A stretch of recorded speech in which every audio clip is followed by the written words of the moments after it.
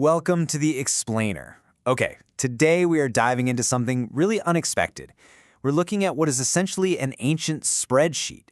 We're going to break down the hard economic mechanics of voluntary vows and tithes in ancient Israel, exactly as they're laid out in Leviticus 27.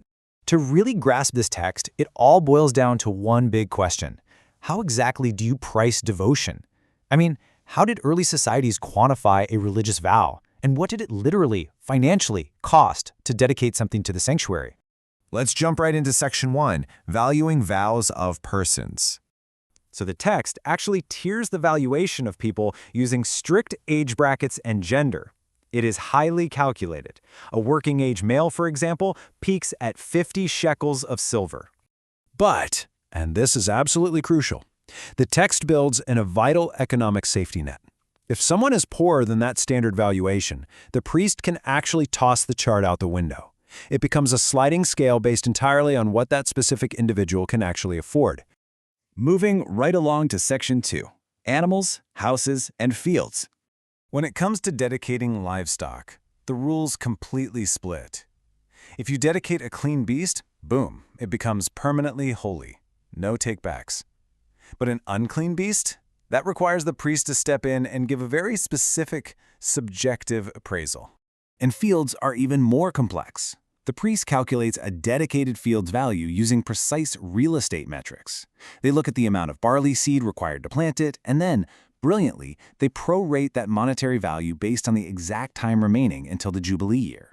Which brings us to Section 3, the price of redemption. What if you just change your mind and want your property back? Well, buyer's remorse is going to cost you. The text institutes a really strict redemption penalty. You have to pay a 20% surcharge, a full fifth of the value added right on top of the priest's original estimation. This perfectly illustrates the high economic stakes here. Pay that hefty surcharge and you get your land back. But if you leave a field unredeemed, it permanently transfers to the sanctuary's possession at the Jubilee. It's just gone for good. Now keep in mind, this entire system, the whole shebang, relies on a strictly standardized ancient currency known as the shekel of the sanctuary, which is defined precisely as 20 gerahs. Finally, let's hit Section 4, Tithes and the Unredeemable. Here, the text is completely unyielding. Certain things are absolute. They cannot be bought back at any price whatsoever. These most holy items include firstling animals, specifically devoted things, and the animal tithe, the 10th animal of the herd. For that animal tithe, the 10th beast passing under the shepherd's rod is claimed entirely blind. You don't pick, and if an owner tries to cheat the system and swap a bad animal for a good one, both the original and the exchange become permanently holy and unredeemable. You lose both of them. It is such a fascinating look at where ancient faith meets hard, calculated economics.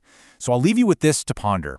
When devotion is absolute and quantified so strictly, is there ever truly room to change your mind?